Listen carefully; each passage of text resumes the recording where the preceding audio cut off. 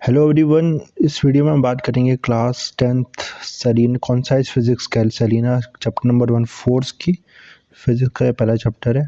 तो इस चैप्टर में हमें क्या क्या चीज़ें पढ़नी है, हमें देखो सिलेबस में देख लेते हैं। टर्निंग फोर्सेस पढ़ने, ओके, मूवमेंट ऑफ फोर्स पढ़ना है, फोर्सेस इन इक्विलिब्रियम पढ़ना है, सेंटर ऑफ ग्रेविटी पढ़ना है। ठीक है, तो स्टार्ट करते हैं फिर इसको डिटेल में, और सेकेंड पार्ट में यूनिफॉर्म सर्कुलर मोशन पढ़ना है। ठीक है, तो डिटेल में देखते हैं। सबसे पहले तो देखो, आपको पता है जो फोर्स है ना, क्लास 9th में हमने पढ़ा है, वो क्या है? Rate of change of linear momentum.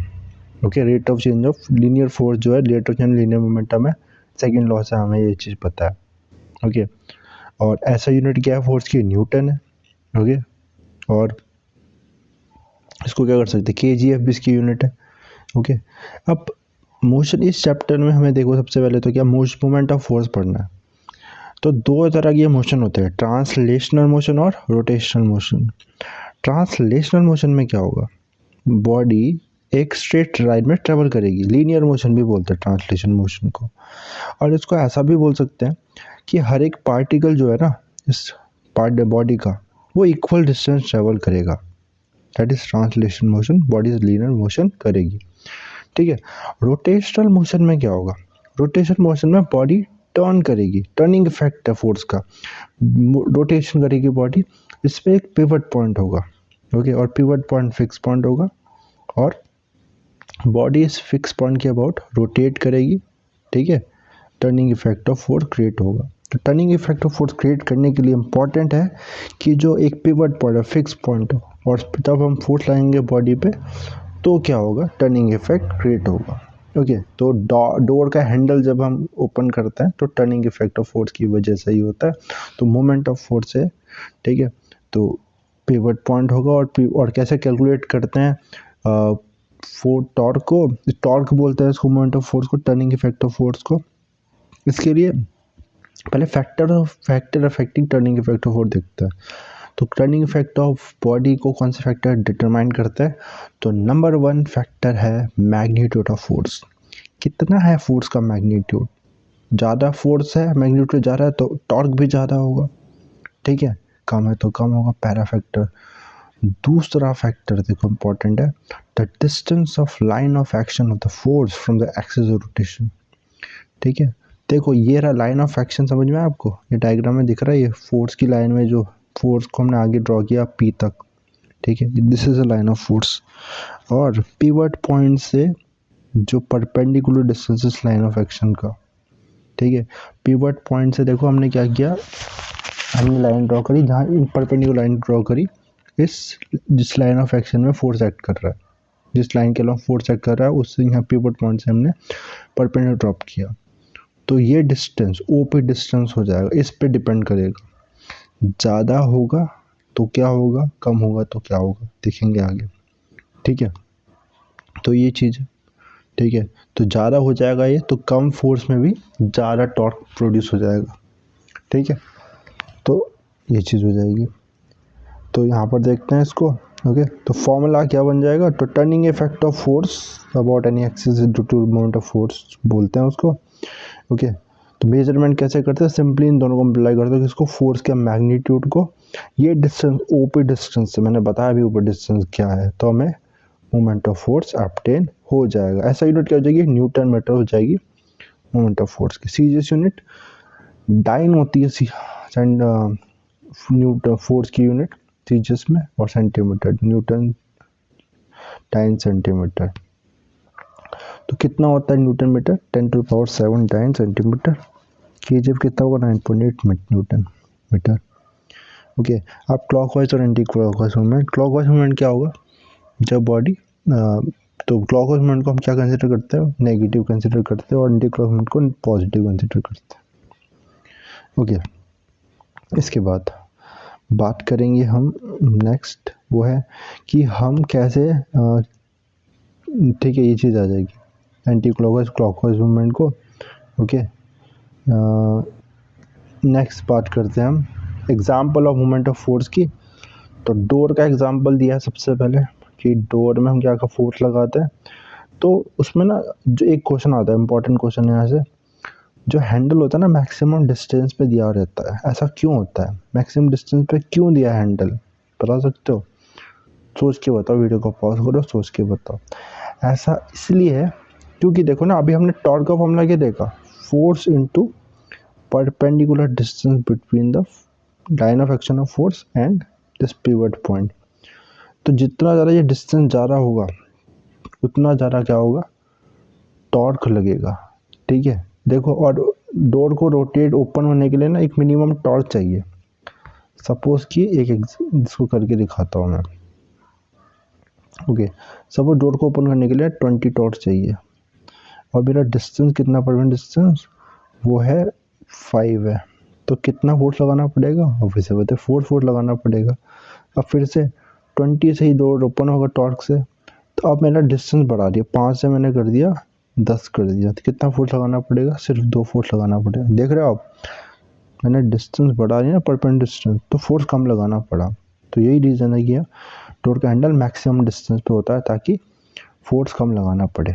Okay, और इसके एग्जांपल्स के, स्पैनर जो होता है ये है ना, इसका हैंडल जितना बड़ा होगा उतना कम फोर्स लगाना पड़ेगा नट को टाइट करने के लिए। ओके, इसके अलावा हम कैसे चेंज कर सकते हैं रोटेशन डायरेक्शन, तो 2 तरीके से चेंज कर सकते हैं। ठीक है, सेंस ऑफ रोटेशन, या तो क्या करो, यहाँ पर ये चीज़ मेंशन की थी, या तो फोर्स की डायरेक्शन बदल दो। ठीक है, अगर फोर्स की डायरेक्शन देखो, इस डायग्राम को देखना फिगर 1 पर, नीचे वाले में ना हम फोर्स की डायरेक्शन बदल रहे हैं, पहले यहाँ लगा रहे थे अब यहाँ लगा रहे हैं ना, तो इससे direction of rotation of motion change हो जाएगा, डायरेक्शन रोटेशन चेंज हो जाएगी। या फिर क्या करो, point of application of force बदल दो, उससे भी डायरेक्शन चेंज हो जाएगी।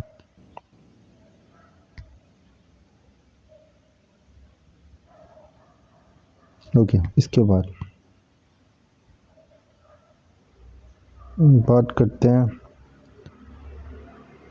बाईसाइकिल की। ठीक है, तो बाईसाइकिल में क्या होगा यहाँ पर, ठीक है, तो हम क्या करते हैं, जो फुट पैडल है ना और जो रियर व्हील है उसमें डिस्टेंस क्या होगा, काफ़ी ज़्यादा डिस्टेंस होगा। काफ़ी ज़्यादा डिस्टेंस होगा तो फोर्स, कम फोर्स पे भी हम टॉर्क क्रिएट कर पाएंगे। ठीक है, स्पैनर की बात कर ली थी अभी, और यहाँ पर अब ठीक है, ऐसे ही कार रेंज भी क्या होता है, तो उसमें भी ये लेंथ जितनी ज़्यादा होगी टॉर्क ऑब्टेन होता है फोर्स से। ओके, और इसके बाद नेक्स्ट बात करते हैं, कपल की बात करते हैं। कपल क्या होता है, ठीक है, तो कपल बेसिकली 2 फोर्सेस है जो एक दूसरे के, पेयर ऑफ फोर्सेस है जो एक दूसरे के, ये लाइन लिखी है, equal and opposite parallel forces not acting along the same line, एक लाइन में एक्ट नहीं हो रहे। ठीक है, तो equal and opposite parallel forces है। अभी हम देखेंगे कहाँ पर, देखो दिख रहा है आपको, ये जब नल को खोल रहे हैं टैप को, पैरेलल फोर्सेस दिख रहे होंगे आपको। डायरेक्शन क्या है इनकी, ऑपोजिट डायरेक्शन है। ठीक है, पैरेलल फोर्सेस ऑपोजिट, इक्वल भी होंगे ये, जिससे कपल क्रिएट करेंगे। एक्चुअल में क्या है ना, जहाँ भी हम टॉर्क की बात कर रहे हैं ना, जहाँ भी हम रोटेशन देख रहे हैं वहाँ कपल ही लग रहा है एक्चुअल में। तो आप बोलोगे मुझे तो डोर में तो नहीं दिखता ऐसा, डोर में जब रोटेशन कर रहे हैं तो मुझे क्या दिखता है, ये एक ही फोर्स दिखता है कि टॉर्क, कपल कहाँ है यहाँ। तो वो या हिंजेस है ना, हिंजेस आपने देखो फोर्स लगाया इधर की तरफ, अंदर की तरफ, हिंजेस उसको होल्ड करे हुए, वही रिएक्शन लगा रहे बाहर की तरफ, अभी कपल लगा, तो कपल हर जगह, ओके, हर जगह कपल है। ओके, रिएक्शन आ गया यहाँ पर। ओके, ये चीज़, और इसके बाद तो हर जगह कपल ही होगा। ओके, तो पैरेलल पेयर ऑफ फोर्सेस जो, ठीक है, और ऑब्वियस सी बात है, देखो ऑपोजिट डायरेक्शन में सेम बॉडी पे लग रहा है तो नेट फोर्स कितना है, 0, तो इससे ट्रांसलेशन मोशन तो नहीं होगा, लेकिन लाइन ऑफ एक्शन अलग अलग है। ठीक है, लाइन ऑफ एक्शन अलग है, इससे रोटेशन होगा। टर्निंग ऑफ टैप एग्जांपल है, टाइटनिंग द कैप एग्जांपल है, लॉक को टैप करना, कपल लगाते हैं। ठीक है, तो आप खुद भी इमेजिन करते हो हर जगह कपल ही लगता है, इवन कार में कपल लग रहा था ये। ठीक है, ओके, तो ये कपल कितना आएगा, ये मोमेंट ऑफ कपल, तो देखो ना यहाँ पर एक एग्जांपल से हम समझ सकते हैं। तो एक ये रॉड है, यहाँ पर 2 फोर्सेस लग रहे हैं ऑपोजिट डायरेक्शन में, पैरेलल है, इक्वल है, तो कपल बना रहे हैं। पहले फोर्स के साथ टॉर्क कितना आएगा, पहला फोर्स देखो दोनों ही फोर्स ना clockwise anti clockwise moment constitute कर रहे हैं, तो इसकी फोर्स की वजह से कपल कितना आएगा F into D by two, बीच मान लो बीच में सेंटर पे हो पिवट पॉइंट, इसकी वजह से भी F into D by to लगेगा, ऐड कर देंगे इन दोनों को, फोर्स कॉमन आ जाएगा और D by two plus D by two D आ जाएगा। तो मोमेंट को कैसे निकालेंगे, किसी भी एक फोर्स को ले लो क्योंकि दोनों फोर्स का मैग्नीट्यूड सेम है और इनके बीच में परपेंडिकुलर डिस्टेंस ले लो तो कपल आ जाएगा, मोमेंट ऑफ कपल आ जाएगा। इक्विलिब्रियम फोर्सेस की बात करते हैं। इक्विलिब्रियम फोर्सेस मतलब देखो जब ना एक बॉडी पे बहुत सारे फोर्सेस लग रहे हैं, ओके, और नेट फोर्स कितना है, 0 है, तो क्या है, इक्विलिब्रियम बॉडीज़ की बात है। इक्विलिब्रियम बॉडीज़ के लिए दो चीज़ जरूरी है, दो इक्विलिब्रियम। पहला ना एक दो तरह की इक्विलिब्रियम, एक है लीनियर इक्विलिब्रियम है ना, और एक है रोटेशनल इक्विलिब्रियम। दोनों काइंड ऑफ इक्विलिब्रियम होंगे तभी क्या होगा, वो बॉडी क्या है, रोटेशनल मोशन में भी ना हो और लीनियर मोशन भी ना हो, ठीक है। तो जितने भी फोर्सेस लग रहे हैं उसकी वजह से नेट फोर्स 0 हो जाए।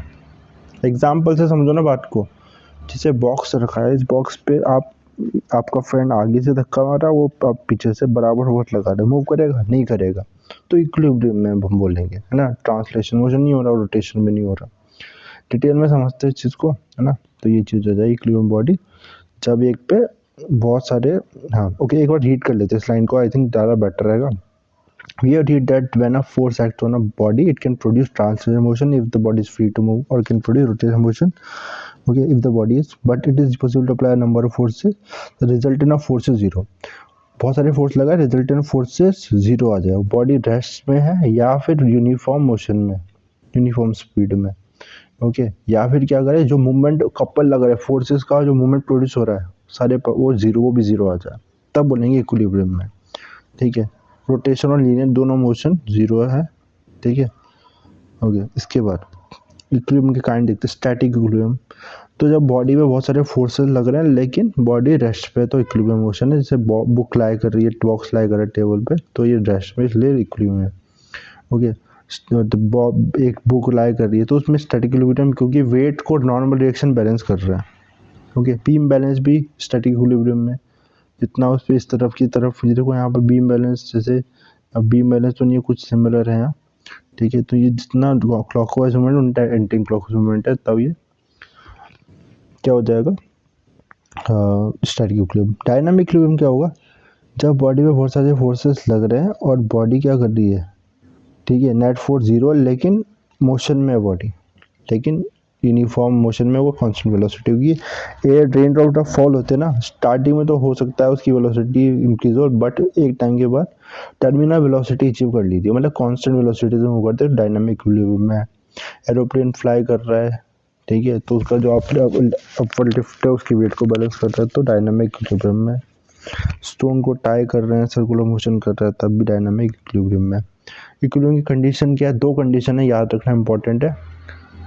जितने भी फोर्सेस लग रहे हैं ना उस बॉडी पे, उनका सम कितना होना चाहिए, 0 होना चाहिए, ठीक है। जितने भी फोर्स लग रहे हैं सम 0 होना चाहिए। और दूसरा, सम ऑफ मोमेंट ऑफ फोर्स उस बॉडी पे, ठीक है, पॉइंट ऑफ रोटेशन के अबाउट 0 होना चाहिए, तो उनका सबका सम 0 होना चाहिए, ठीक है। इस बार को थोड़ा सा मैं क्या बोलना चाह रहा हूँ मैं, जैसे इसी में देख लो ना, तो यहाँ से रोटेशन क्रिएट हो रहा है, यहाँ 2 है ना, 2 जहाँ पर टॉर्क क्रिएट हो रहे हैं, ठीक है, तो पॉइंट ऑफ रोटेशन ये रहा, इसके और दोनों का सम ना 0 आएगा, तब ये इक्विलिब्रियम में है, ओके। तो ये चीज़ बोल रही है, ओके। इसके बाद प्रिंसिपल ऑफ मूवमेंट की बात करते हैं। प्रिंसिपल मूवमेंट में क्या आएगा, तो इक्विलिब्रियम में क्या होता है, इक्विलिब्रियम में sum of anti clockwise movement sum of clockwise movement के बराबर होगा। जैसा मैंने अभी एग्जांपल में दिया, अगर एंटी क्लॉकवाइज मूवमेंट और क्लॉकवाइज मूवमेंट बराबर है तो इक्विलिब्रियम में। इस पे बीम बैलेंस वर्क करता है, ठीक, तराजू जो होता है, ओके। फिर क्वेश्चन है इसमें। इसके बाद ये पहला पार्ट हुआ चैप्टर का। अगला पार्ट की बात करते हैं, ठीक है। तो अगले पार्ट में देखो क्या है, सेंटर ऑफ ग्रेविटी। तो सेंटर ऑफ ग्रेविटी क्या है, हमें पता है ना, फोर्स ऑफ ग्रेविटी लग रही है, वो बॉडी को नीचे गिर रही है। अब फोर्स ऑफ ग्रेविटी की वजह से क्या होगा, ठीक है, तो हर बाई चांस ये बॉडी ना बहुत सारे पार्टिकल से बनी है, सब पे क्या लग रहा है, फोर्स लग रहा है, ठीक है। तो ठीक है, तो क्या होगा, ऐसा मान सकते हैं, ऐसा दो तरीके से समझो उसको। इस पूरी बॉडी पे अलग अलग पार्टिकल का वेट है। अगर मैं क्या करूँ, एक एक पॉइंट जहाँ पर इसका पूरा वेट लग रहा है ऐसा मान लूँ, ठीक है। देखो इस पॉइंट पे ना मैं मान सकता हूँ पूरी बॉडी का वेट लग रहा है। कैसे, यहाँ पर क्या करूँ, अगर मैं एक इस अपनी फिंगर से इस पॉइंट को होल्ड करूँ तो पूरा ही बैलेंस हो जाएगी। तो पूरा का पूरा सारे पार्टिकल का वेट इस पॉइंट पे लग रहा है, सेंटर ऑफ ग्रेविटी हो जाएगी। ठीक है, इसको ऐसा भी बोल, सेंटर ऑफ ग्रेविटी को कैसा भी बोल सकते हैं। देखो अगर क्या करें, देखो यहाँ बहुत सारे पार्टिकल है, इसको एक मिनट हटाते हैं। हाँ, बहुत सारे पार्टिकल है इस पॉइंट के अबाउट, इसका कुछ मूवमेंट होगा, है ना। यहाँ से परपेंडिकुलर डिस्टेंस ड्रॉ करेंगे, ठीक है। तो क्या हो जाएगा, एक सेकेंड, यहाँ से पिवट पॉइंट से यहाँ परपेंडिकुलर डिस्टेंस लिया, ठीक है। यहाँ से भी परपेंडिकुलर डिस्टेंस लिया इसके इस पॉइंट के अबाउट, ठीक है। तो हम देखते हैं क्या हो जाएगा, उन सब का मोमेंट, मतलब ये जो W1 इंटू ये डिस्टेंस है, W2 इंटू जो डिस्टेंस है, W3 इंटू डिस्टेंस है, इन सब का सम जिस पॉइंट के अबाउट जीरो आएगा, मतलब W1 इंटू जो भी डिस्टेंस है D1, W2 into D2, W2 into D2, जिस पॉइंट के अबाउट ऐसा हो जाए ना ये सबका सम जीरो आ जाए, वो सेंटर ऑफ ग्रेविटी। ठीक है, उसके अबाउट मूवमेंट नहीं हो रहा, मतलब उस पॉइंट पे अगर होल्ड करोगे ना आप, तो वो बॉडी ना तो इधर उधर नहीं रोटेट करेगी, फिर बैलेंस हो जाएगी। यहाँ भी पूरा वेट जहाँ कंसिडर ऐसा मान सकते हैं। ठीक है, आगे बढ़ते हैं। इसके बाद next, center of gravity is the point about which the cylindrical sum of moment of weights of all the particle considered body is zero। मैंने अभी यही बताया, और एंटायर बॉडी वहाँ पर कंसिडर किस पर डिपेंड करता है, सेंटर ऑफ ग्रेविटी। ठीक है, तो देखो पहले कुछ पॉइंट्स से लेके given mass depend on the shape पे डिपेंड करता है सेंटर ऑफ ग्रेविटी। डिस्ट्रीब्यूशन मास कैसा है, बॉडी का शेप चेंज कर दोगे ना सेंटर ऑफ ग्रेविटी चेंज हो जाएगा ना। जैसे कि एक यूनिफॉर्म वायर का मिडल में होता है, तो उसको बेंड करके सर्कल बना तो सेंटर में आ जाएगा उसके। सेंटर ऑफ ग्रेविटी जरूरी नहीं है बॉडी के अंदर ही हो, बाहर भी हो सकती है, बॉडी के रिंग में बाहर होती है, हॉलो स्फीयर में भी बाहर हो जाएगी बॉडी की। और तीसरी, ठीक है, जहाँ पर पूरी बॉडी का वेट है ऐसा मान सकते हैं कंसंट्रेटेड है। ओके, तो अलग अलग बॉडी का दे रखा है, सेंटर रॉड का मिड पॉइंट ऑफ रॉड है, सर्कुलर डिस्कस ज्योमेट्रिकल सेंटर है, याद करना पड़ेगा, इंपॉर्टेंट है, ये पूछ सकते हैं। ठीक है, देखो ट्रायंगुलर एमिकल इंटरसेक्शन ऑफ मीडियन से रेक्टेंगल डायगोनल क्रम intersection, parallelogram intersection diagonal inter axis के सेंटर में, रॉड का सेंटर में। ठीक है, तो यहाँ पर हम बैलेंस करते हैं सेंटर ऑफ ग्रेविटी के अबाउट। ठीक है, इसको मैंने भी बैलेंस करा सेंटर ऑफ ग्रेविटी के अबाउट। अब ये सेंटर ऑफ लेमिनार कैसे निकाल सकते हैं, प्लम लाइन की हेल्प से। देखो ये रेगुलर शेप है, इसमें 3 होल कर लोगे किनारे में, फिर एक धागा ले लोगे, टाई कर दोगे सेट को, और प्लम लाइन होती है, ठीक है, वो बांध दोगे, है ना। फिर उस चौक से उस लाइन में क्या करोगे, मार्क बना दोगे किस लाइन में आ रहा है। ऐसे तीनों पॉइंट के अबाउट करोगे, जहाँ मीट करेगा वो सेंटर ऑफ ग्रेविटी होगा। इसके बाद यूनिफॉर्म सर्कुलर मोशन की बात करते हैं। तो बॉडी अगर यूनिफॉर्म सर्कुलर मोशन कर रही है ना, मतलब कांस्टेंट स्पीड से मूव कर रही है, कांस्टेंट स्पीड से मूव कर रही है, मैंने, ठीक है, कांस्टेंट मतलब उसकी स्पीड कांस्टेंट है, जैसे 20 की स्पीड से मूव कर रही है। अब इसमें क्वेश्चन क्या आता है ना, ये एक्सेलरेटेड मोशन है कि नॉन एक्सेलरेटेड मोशन। आंसर है ये एक्सेलरेटेड मोशन है। क्यों, क्योंकि इसमें डायरेक्शन क्या है वेलोसिटी की, लगातार चेंज हो रही है। डायरेक्शन कैसे निकालते हैं वेलोसिटी की, जो टेंजेंट बना दो किसी भी पॉइंट पे, ऐसे रस्सी में पत्थर बांध के घुमाओगे ना, हर एक पॉइंट पे डायरेक्शन अलग अलग आएगी।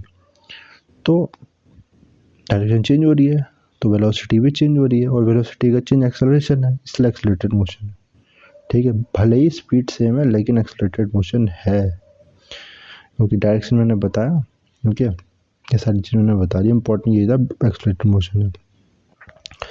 Uniform circular motion, uniform linear motion में डिफरेंस की बात करिए तो यूनिफॉर्म सर्कुलर मोशन में क्या होगा, एक्सेलरेशन ज़ीरो नहीं होगा।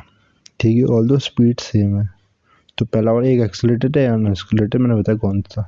सेंट्रीपिटल फोर्स क्या होता है, तो देखो एक फोर्स जो क्या करता है, अगर सर्कुलर मोशन हो रहा है ना, डेफिनेट सी बात है वहाँ एक सेंटर में की तरह एक फोर्स लग रहा होगा, सेंटर की तरफ एक क्या लग रहा होगा, फोर्स लग रहा होगा, तो उसकी वजह से वो बॉडी मूव कर रही है। तो एक फोर्स जो सेंटर की तरफ एक्ट करता है, जो ठीक है, उसे से हम सेंट्रीपिटल फोर्स कहते हैं। ओके, और देखो सेंटर की तरफ फोर्स लग रहा है। एग्जाम्पल के देखो, यहाँ एग्जाम्पल दिया, एटम में इलेक्ट्रॉन मूव करता है न्यूक्लियस के अबाउट, तो उसमें सेंट्रीपिटल फोर्स लग रहा है डेफिनेटली। कौन लगा रहा है? तो इलेक्ट्रोस्टैटिक फोर्स या कूलम्ब फोर्स से सेंट्रीपिटल फोर्स प्रोवाइड कर रहा है। प्लैनेट मूव कर रहा है सन के अराउंड, तो कौन लगा रहा है? सेंट्रीपिटल फोर्स, ग्रेविटेशन फोर्स लगा रहा है सेंट्रीपिटल फोर्स।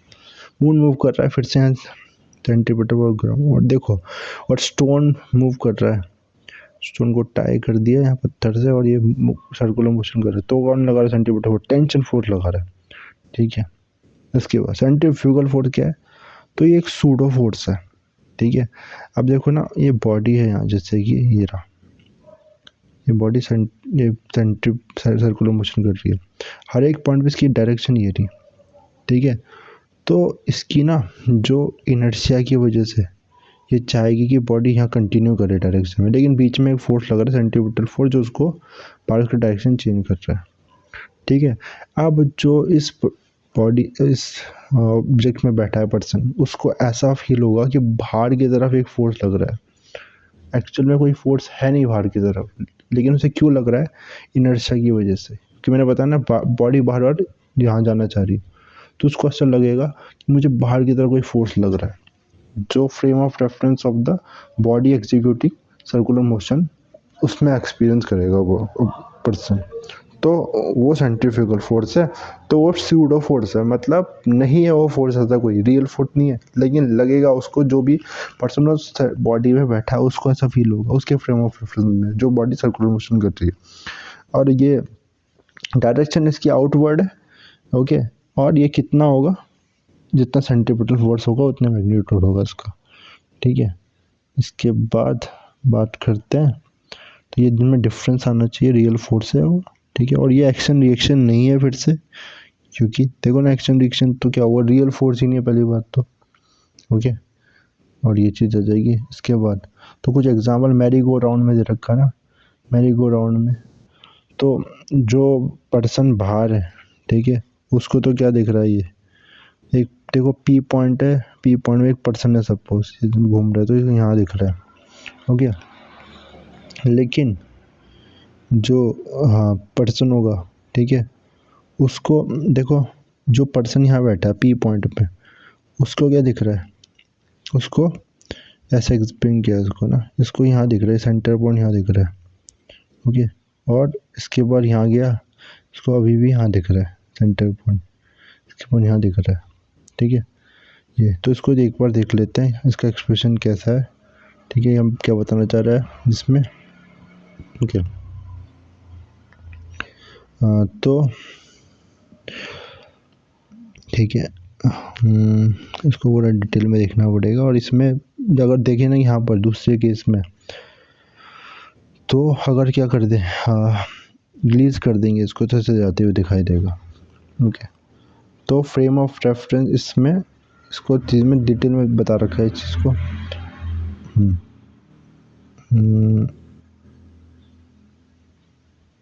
चीज़ एक बार पढ़ लेते हैं इसको। Experiment shows a ball tied at the one end of a string, the other end of which is tied at the center of the merry-go-round. Initially, when the black phone merry-go-round stationary body is seen straight and the string is loose. तो string Tide है यहाँ merry go round में, ठीक है, P point पे। Okay, और जब ये पहले तो स्टिल लूज रहेगा, लेकिन जैसे घूमने लगेगा ना स्ट्रिंग टाइट हो जाएगी, स्ट्रेट टेंशन डेवलप हो जाएगी। ठीक है, ओके, दो पर्सन है अपन, एक पर्सन जो क्या है मैरी गो राउंड में बैठा है, ये पी पर्सन, और एक पर्सन एम बाहर बैठा है।